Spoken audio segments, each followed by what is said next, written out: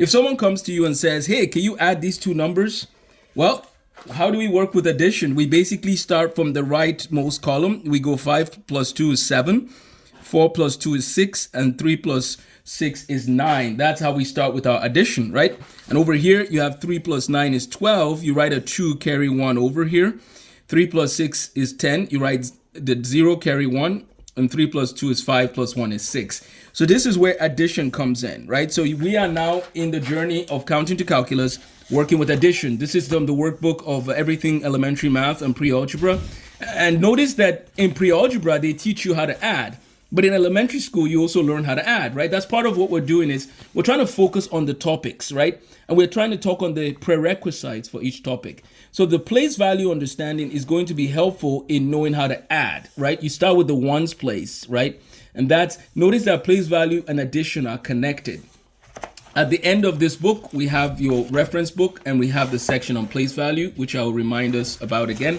But basically, the first thing here is we're working on addition. Now, with the number line, you can work on addition, right? You can say, let's say this is 3, and I ask you, what is 3 plus 4? So imagine if you start from 3. So you say 3 plus 4 is you start here and you move over 1, 2, 3, and 4. The answer is 7. So 3 plus 4 is 7. Notice that you can use a number line to check your work, right? So that's key, is knowing how to use a number line, with the positives, because eventually you're going to use a number line with the negatives. One of the key things about addition is understanding a property of real numbers called the commutative property of addition. The commutative property of addition.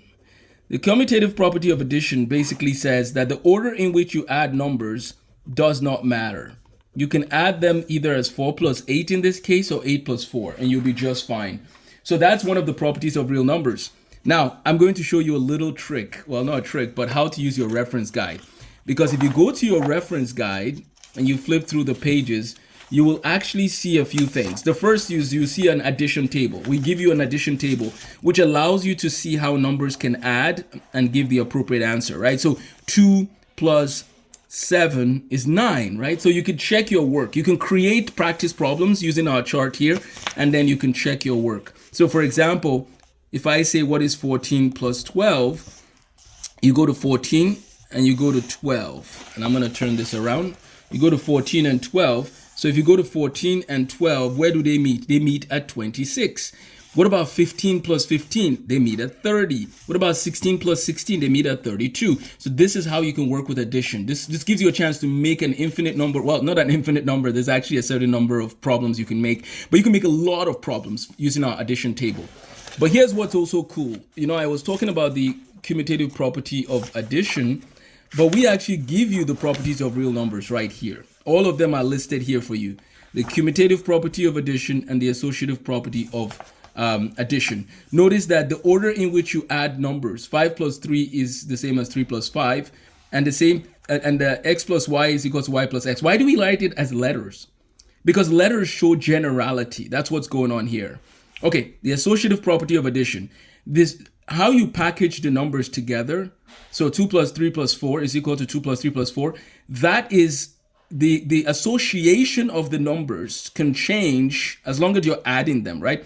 So you could do 5 plus 4, or you can do 2 plus 7. You get the same answer. This is called the associative property, and we have the commutative property of addition. So these are two very important skills that you will need. And then, while we're talking of addition, let's just underline all the ones that have to do with addition. So notice that in the properties of real numbers, there's the additive identity. You can add 0 to a number and it remains the same. And then there's the inverse property. If you add the opposite of a number to itself, it becomes 0. So these are two properties also related to addition. So far you've seen the additive identity, the inverse identity, the commutative property of addition, and the associative property. These 4 properties are going to help you do better in addition. And so it's important to remember that these apply to addition and not necessarily to subtraction. They apply to addition. What is one application of addition in real life? The perimeter of a shape. So if they give you a rectangle and they ask you to find the the perimeter, one way you can do it is just to add all the numbers up. That's just the perimeter. Now there is a formula for the perimeter of a shape. It's 2 times length plus width. You add the length and the width and multiply by 2. But we haven't talked about multiplication yet. So if you're using addition alone, this will just be 3 plus 3 plus 5 plus 5, right? Now I can write it as 3 plus 5 plus 3 plus 5. Notice again, the commutative property and the associative property at work, you can do it that way as well.